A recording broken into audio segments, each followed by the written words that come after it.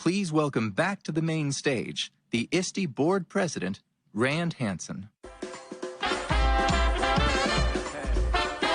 Hi. Hello, everyone. Welcome back to day 2. So now I'm really excited for the final session of the day. We all know as educators, it is very important to listening to our students. And we know in this highly digital world, sometimes we ask ourselves questions about how do we know if the work that we are doing is really inspiring curiosity?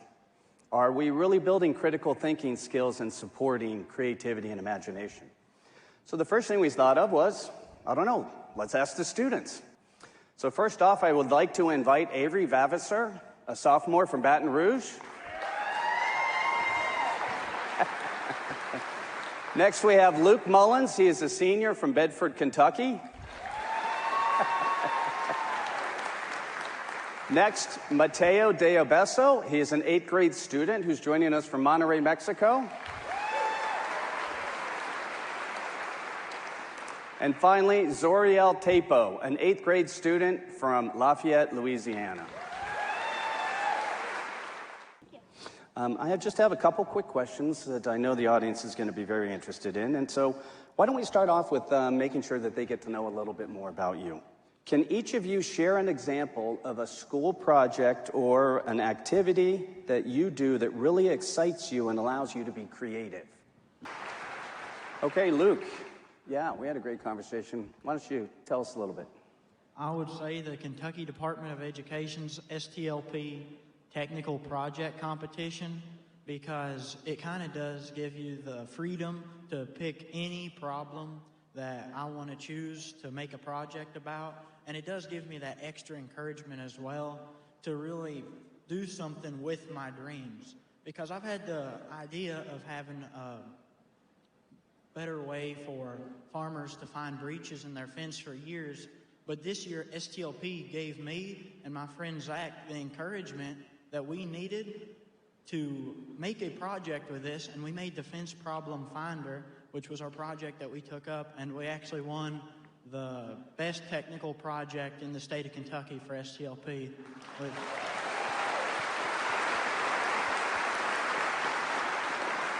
Thank you. All right. So one thing that we've been talking a lot about ISTE over the last day and a half so far is this idea of bringing back joy to education.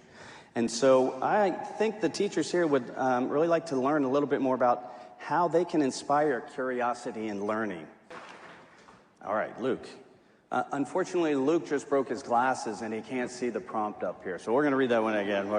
Share an activity, a class, or something that made you really excited about learning. Something that got you jazzed up to go to class.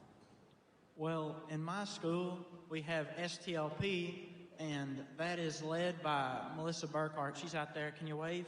Everyone cheer for Melissa. And I don't really like to learn as much. I mean, it's all the English and math and history. It always doesn't appeal to me, but my teachers have found that I really love Melissa's class, and I love to go to her class and work on my projects because that's what I find is fun. So what they have started to do is tell me, well, when you get done with your work, you can go to her class. So it always encouraged me to get my work done to where I could go to her class. And I would learn, and I would retain the information, and I could still have fun. And so that's one thing my teachers have did to encourage me to get my work done. I love that the reward system was going to learn more things. That's great. Okay, question 3.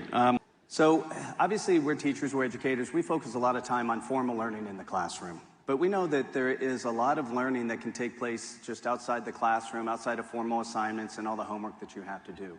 So could you talk a little bit about some maybe outside classroom activities that really get you excited about learning and, bring out the passion in you? And we're number 3. Luke, why don't you jump in first?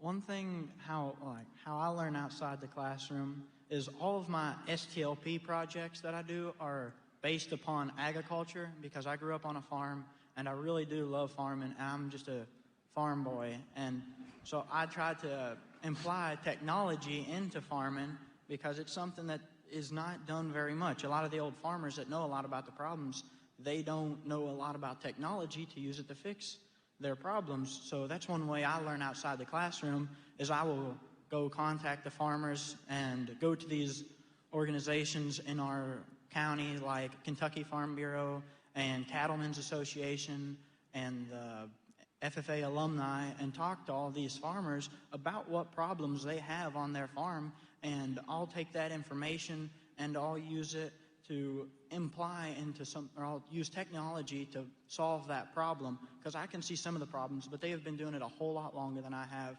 and they know a whole lot more about the problems and how to fix them. That's right. Amazing. Amazing. All right, we have time for just about one more question, and this is kind of what we like to end on, since you have a nice whole room full of educators right here. So, what piece of advice for teachers, what piece of advice do you have for teachers on how they can inspire students? All right, Luke. About like Mateo said, I would say just connect with your students. I had a teacher at the beginning of this year, and from his reputation, I did not think I was going to like him at all. It just seemed like we were going to clash a lot. But after he sat down and just talked to me for about 30 seconds to a minute, I already loved him. We started talking, and we both love the outdoors. He has hiked all over America and has dreams to hike outside of America as well, and I love to go camping. So then I went from not liking this guy to looking forward to going to his class and talking to him about hiking trips he's going on and camping trips I'm going on. So just find something to connect with them on. Even if it's just a 30-second to a minute conversation, that can make a world of difference to a kid that might not like you. It can make them love you.